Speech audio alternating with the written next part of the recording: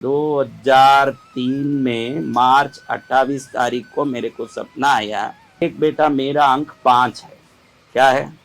आप पद्मावती की कोई सेवा करना चाहते हो तो 5 प्रदक्षिणा करना। क्या करना? 5 फल चढ़ाना, 5 नैवेद्य चढ़ाना, 5 बार प्रणाम करना। जो 5 से करता है उसको वो तुरंत खुश होकर आशीर्वाद देती है। सब 5 से करते हैं, समझा? तो माँ ने बोला देख बेटा मई महीना आ गया, 5वां महीना है, 5 तारीख को 2003 है, 2 और 3 कितना? 5। तो इस दिन मेरा एक मंदिर बना के प्रतिष्ठा करा। मैं उठ के खड़ा हो गया, नींद में आया सपना। मैं क्या मार्च 28 तारीख है, मैं 5 के बीच में खाली अप्रैल का 1 महीना बचा है, इधर 2 दिन उधर 5 दिन, 37 दिन में मंदिर बना के, नींव खड्डा को के, नींव भर के, मंदिर बना के, शिखर बना के, ध्वजा करके, मूर्ति रख के क्या प्रतिष्ठा होती है? ये कैसे होगा? फिर मैंने सोचा माँ कुछ भी करे तू बोली है तो होगा। तो मैंने बेंगलुरु से अगले दिन एक सोमपुरा को बुलाया मंदिर बनाने। वो ये खाली जगह देख के आश्चर्य में पड़ गया, पूरा कांटे, जंगल, वृक्ष ऐसा। मेरे को भी पहली बार देख रहा, जब मैं लाल कपड़ा पहनता था, साधक था, लाल कपड़ा, तब मेरे में भी कोई परिचय नहीं था या कंपाउंड भी नहीं था मंदिर की, तो पूरा जंगल नुमा था। तो मैंने कहा ये मंदिर बनाना। ओके भाई, आप बोल रहे हो स्वामी जी, आप सोचो कोई 37 दिन में मंदिर बनता है, आप क्या बोलते हो?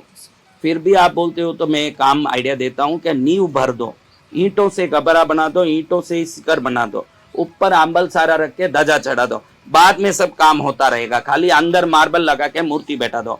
और ये भी करने के लिए 23 रुपया, सिर्फ ईंटों का बनाने के, नींव भरने के भी 23 लाख लगेंगे। उस जमाने में 23 लाख लगेंगे। आप 23 लाख देते हो अभी तो मैं काम चालू करूंगा। आपको मैं जानता भी नहीं हूँ, आप नए भी दिख रहे हो, आपके कोई चेले भी नहीं है, कोई भगत भी नहीं है। कल आप मुझे रखड़ा होगे तो मैं आपके पीछे पैसे के लिए घूमूं?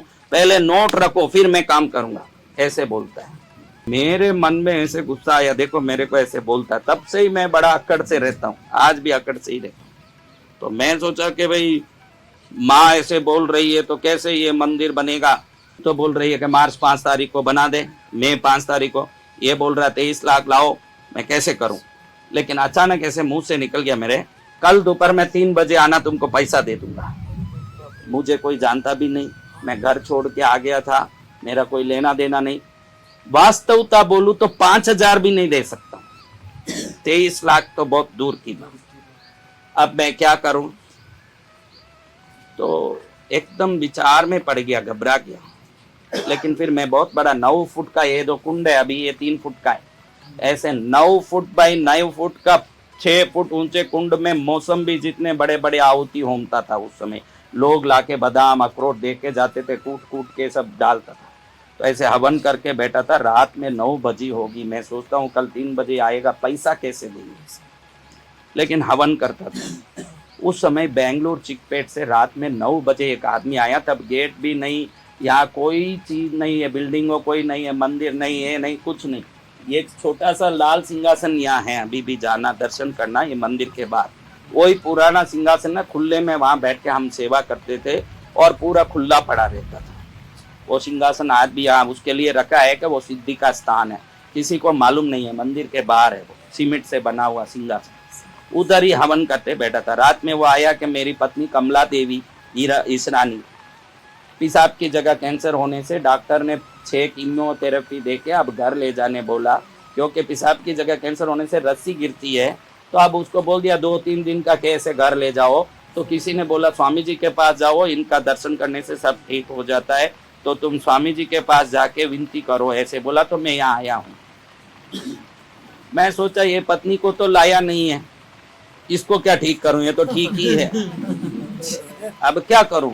पत्नी आई नहीं साथ में, उसको लाने जैसी स्थिति नहीं है, वो तो मरने जैसी है। तो ये आ गया मेरे पास गीत गाना। फिर भी मैं सोचा मेरे पास आया है तो इसको कुछ आशीर्वाद देना चाहिए।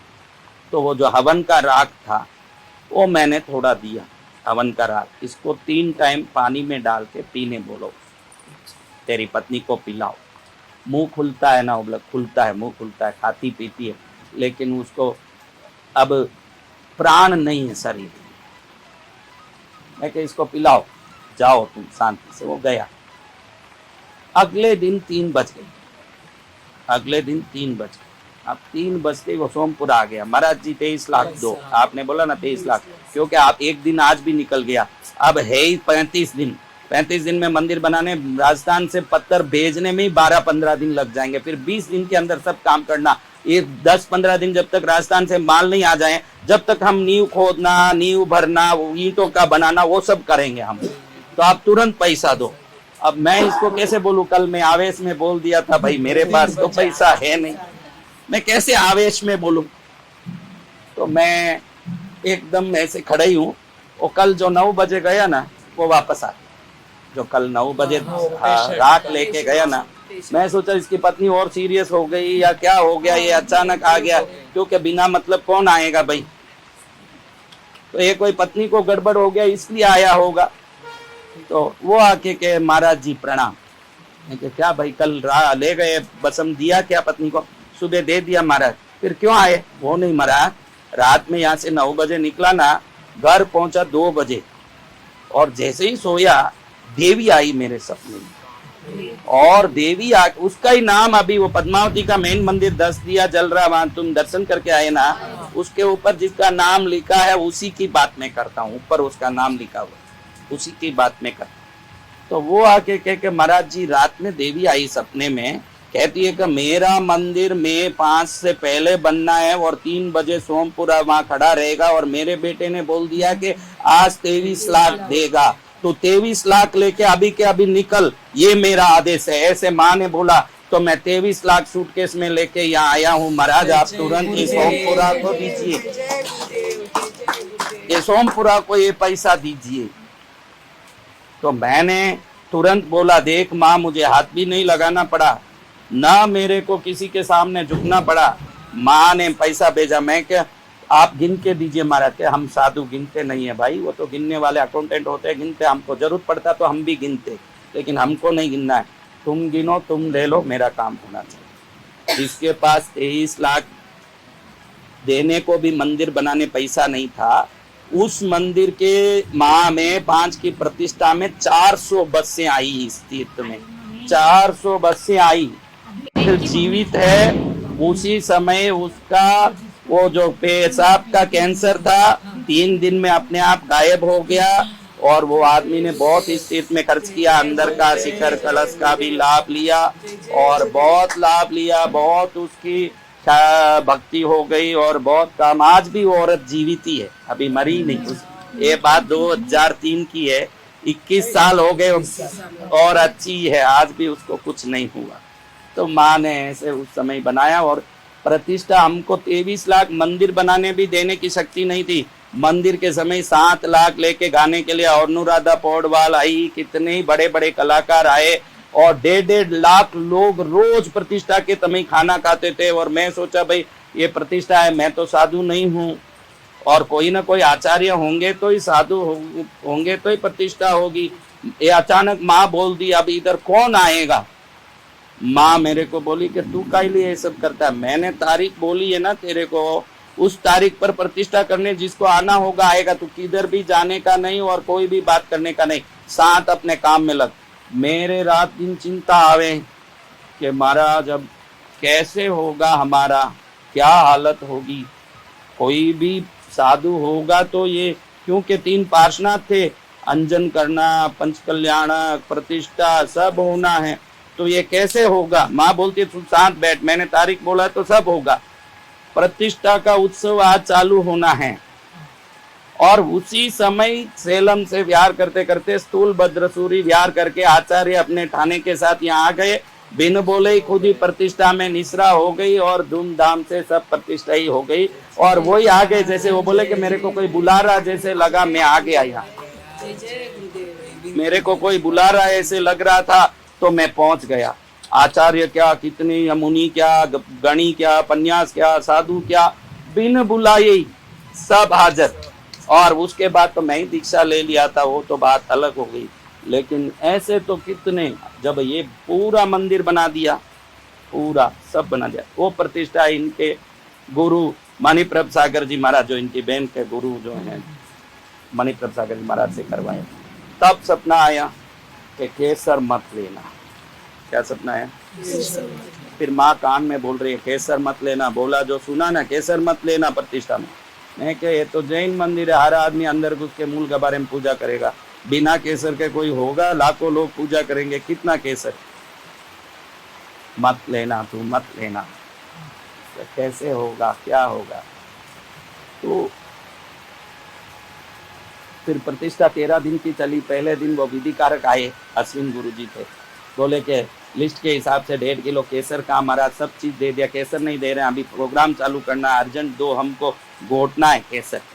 मैं उसको क्या बोलूँ कि केसर नहीं है बोलो, और बोलो कि माँ नहीं लेने दे रही है, वो हंसेगा, क्योंकि देवों के साथ साधकों का संबंध साधक ही जान सकता, संसार क्या जानेगा। तो मैं सोचा ये शरीर में आने वाले देवता का ढोंग तो अलग टाइप का है भाई, मेरे शरीर में देवी आ रही है, देव आ रहे हैं, ये भगवान जाने क्या नाटक है। तो इसको मैं क्या बोलूं, क्योंकि मेरे शरीर में तो कोई आते ही नहीं है। कोई आवे ना, कोई जो क्यों आएगी अपने घर में, क्या उसको ठिकाना नहीं है जो इसके शरीर में नाचेगी। जो इंद्रलोक में मजा ले रही वो पद्मावती किसी तट्टी पिसा पसीने वाले शरीर में घुसेगी, कोई सोचने जैसी बात। हाँ, तो मैं इसको क्या बोलूं, ऐसे सोच रहा था।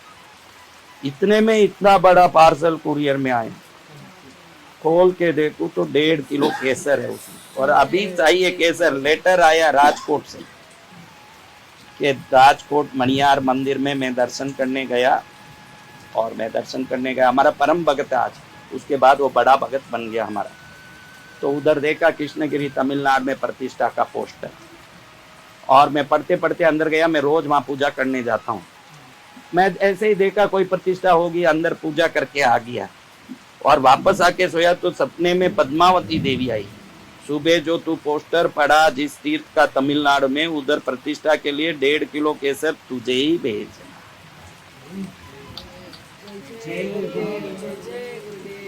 तो तुझे भेजना पड़ेगा।